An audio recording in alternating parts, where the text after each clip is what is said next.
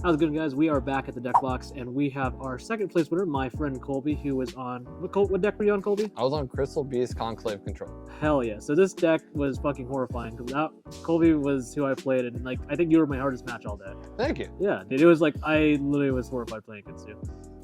It's always a terrifying experience playing against you, buddy. All right, so yeah, back at the deck box. Colby got second place, and whenever you're ready for your profile, we can jump in. Yeah. We'll start off with the main three monsters. The main three you're gonna start with or want to see are Pegasus. Oh shit, are those secrets? Yeah, they're speed duel secrets. Crystal Beast, Sapphire, Pegasus is your absolute card you need to see for your entire combo. You have multiple ways to get there, and I'm willing to show you like along the way. Best thing is what Crystal Beast, Sapphire, Pegasus does. It places another Crystal Beast in your spell and trap zone. Just crystallizes it. If you put another card later, it opens up any possibility for you. Hell yeah. I do play a small little package of Crystal Beast Ruby Carbuncles. Usually most lists only play one.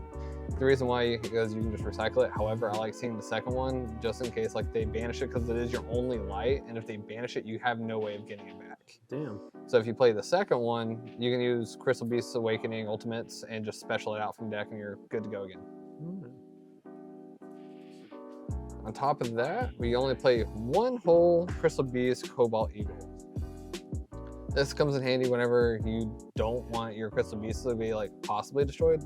So like if Carbuncle is in Spell and Trap and you need it back on top of the deck, you can activate effect, bring it back to top of the deck for your next turn for follow-up.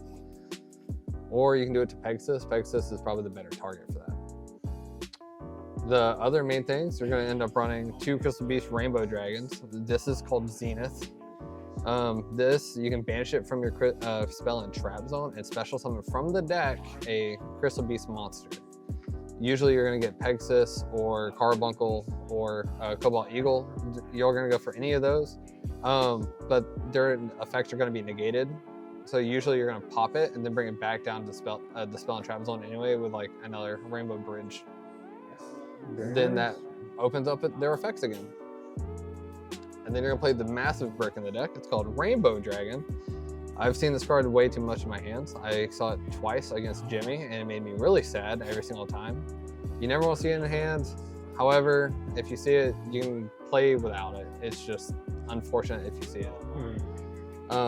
Whenever you play Crystal Beast Rainbow, the Zenith, you have to add Rainbow Dragon. It's mandatory.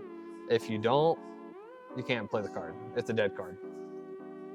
Then also in the deck, I play a Cashier Fenrir small package. Crystal Beast Cashier Fenrir, right? Yeah, you know, it's the best Crystal Beast other than Pegasus. It's a great, like, just inherent summon. Breaks boards, helps you ignore any kind of like competition on that. I personally think they are way too good for their price point right now. On top of these, I am a whore for my magma huts. Any kind of bestial package, which is just 3 magma huts and 1 Druid Worm, are going to be your go-tos. These are also easy side-out packages if you're doing flu or anything that doesn't use light and darks. It opens up 4 extra spaces out of like the 10 that you can actually play without. Now let's get to like the 1-card starters. You have Rainbow Bridge. You see 3 of these, not once per turn. Remember that. If they ash it and you have a second one, doesn't matter. Full combo.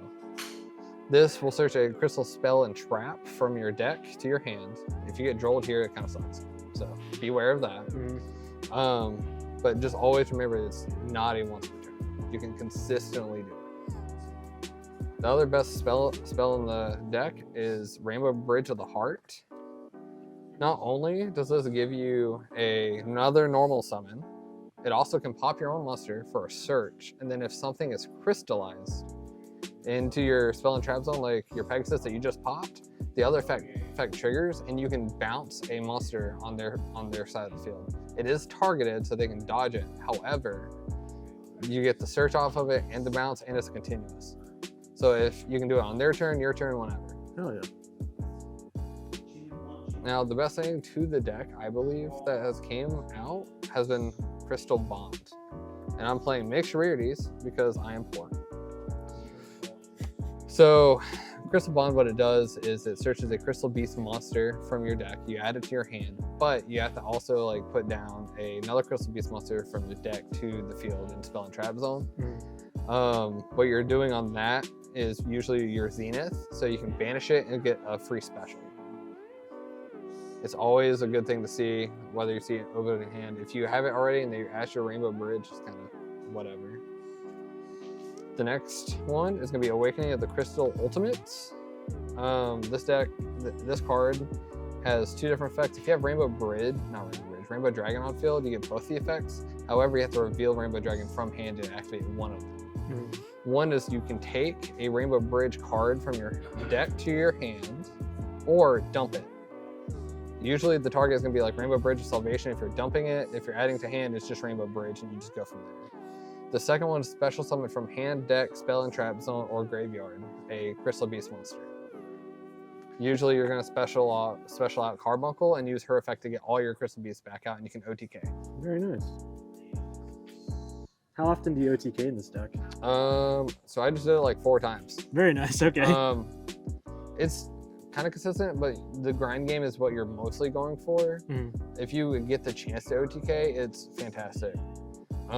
When you can OTK pretty easily with two Pegasuses, a Carbuncle, and a Zenith on field, which will special summon itself after declaring an attack.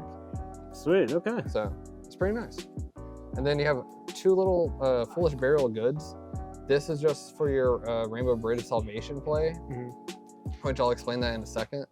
You're just gonna dump a spell or trap and then just play off of it.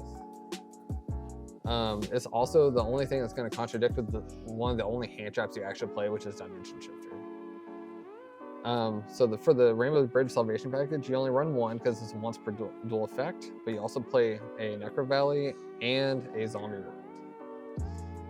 Usually you can mix these up. Some people have been playing just 2 Necro Valleys, but I think Zombie World shuts down a lot of decks, and it also also helps hurt tier matchups. So if they like mill out your Necro Valley, but they send out Salvation, guess what? I'm gonna go Zombie World, and now you can't do anything because your nothing's Aquas. It's fine, and nothing get attributed. It's great. Now you have to have your searchers, because number 1 thing is to get to Pegasus. That's the only thing you should ever do. So you need 3 Prosperity or Extracts. You can do that if you're going to be budget. It just changes up the extra deck. These will help. Hopefully, you always banish 6 off the first one, 3 off the second one. You don't really have to use your extra deck, but it does come in handy. Just know that if you don't get to see Pegasus, and you see Rainbow Bridge or Crystal Bond even, you've made it. That's it. Oh yeah. Now for the trap lineup. Best counter trap in the game. You have Crystal Miracle, only run 2. You can play at 1, you don't need 2. However, if it's an Omni Negate, you pop a Crystal Beast monster on your field, whether it's in the back or on the main monster zones. If you do a main monster zone and then it goes to the back of the field, it will also trigger Conclave, or it will also trigger Rainbow Bridge of the Heart, and you get 2 bounces included. Damn. So you get an Omni Negate and double bounce. It's great. That's fucking solid. The other thing is that I don't get to use this effect that often, but if it goes to grave, you can banish it and special summon. Special summon what? A Crystal Beast. Solid, okay. So imagine like you have 4 Crystal Beast monsters and you have a Carbuncle in grave, banish this and get Carbuncle, guess what? They're all on field. Hell yeah. You just swarmed it. Now next to the next trap, you play 3, which is the main one of the deck, which is Crystal Conclave. So tell me more about Conclave here. So Conclave is kind of wild. So say I Miracle to Omni Negate something. Well, my monster got destroyed by a card effect, which will trigger Conclave. Conclave will then special summon a Crystal Beast monster from my deck. Holy shit. And then I can ban it, I can return this to hand and destroy another monster, and then bounce another monster, and then this goes back to my hand. Damn. It's a overloaded card, but I really wish it was hollow. That is my only thing. Yeah. This is definitely a super control, like heavy, like build, but I think honestly, with the combo lines that you do have, it feels pretty nice. Nice. And then the card that everyone hates, people want it banned, and I don't know how to read German, so I got one English copy. It's D shifter.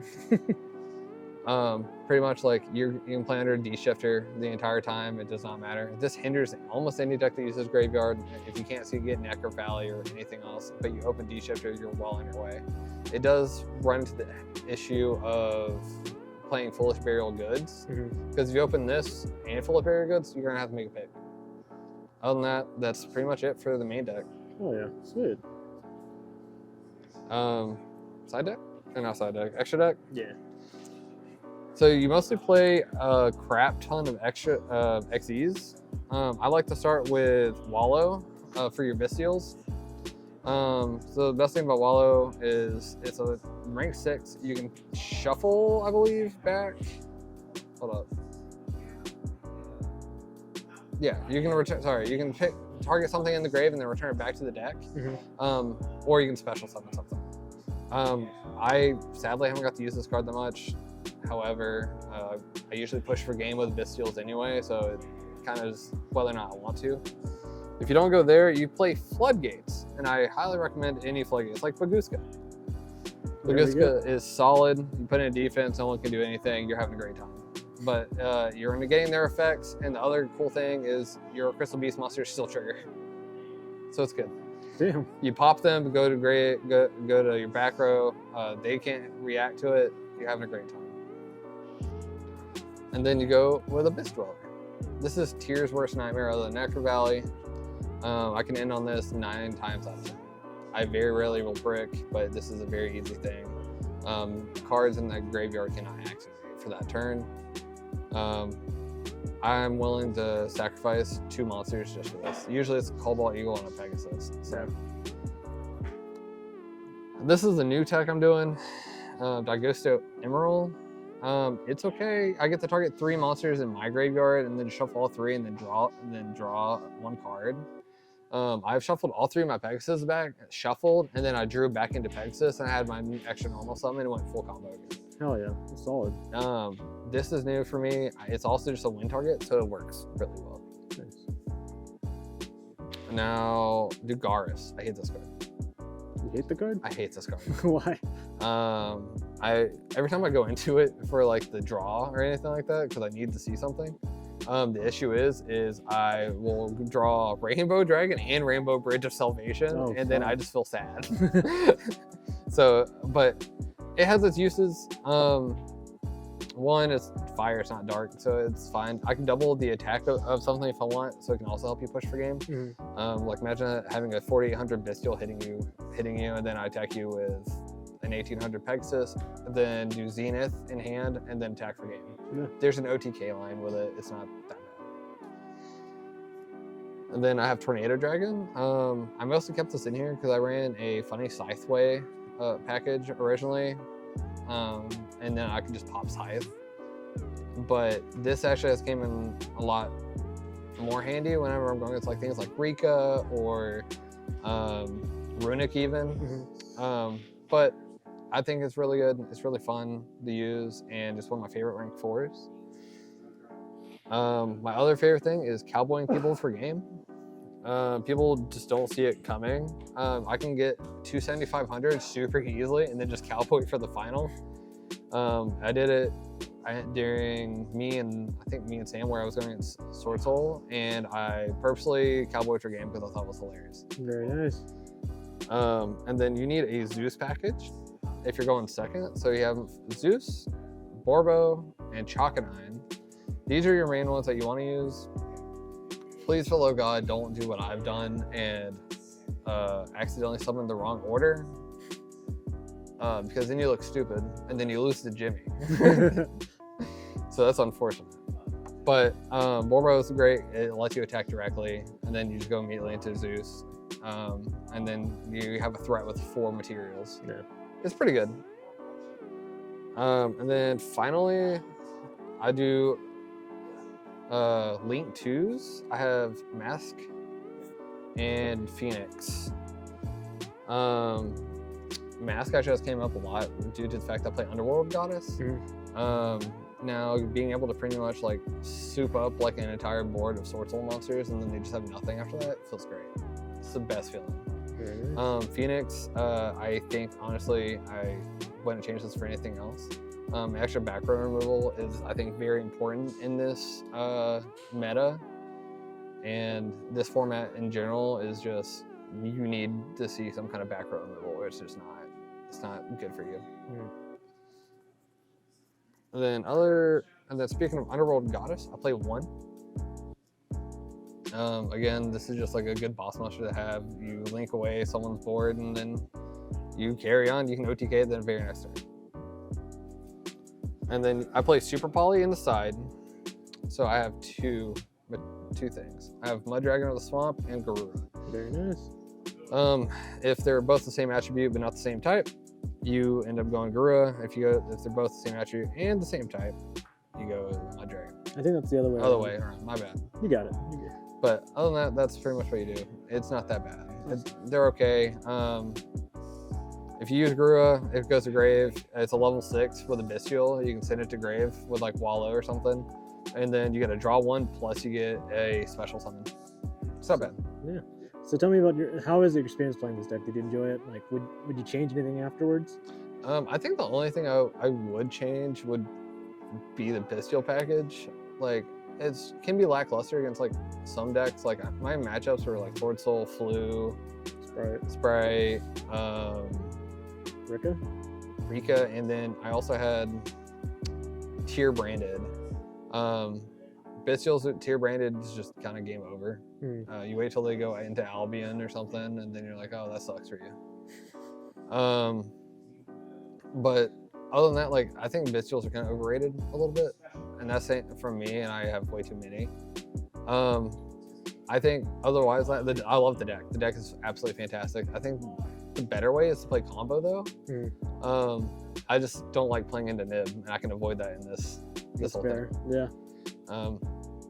Other than that, like you have great grind game. You have a great you have a detailed like combo list that you can go through. You have multiple end boards that you can end on. It's very versatile, and again, like it's a terrifying deck honestly to play against because you can play under D Shifter. You have Omni Negates. You have multiple bounces. You play a crap ton of floodgates. Like it's pretty good. Awesome. Well, hey, I appreciate you showing off the profile. Thank you. Awesome. All right. I guess we'll see you guys in the next video. Bye. You look so hot.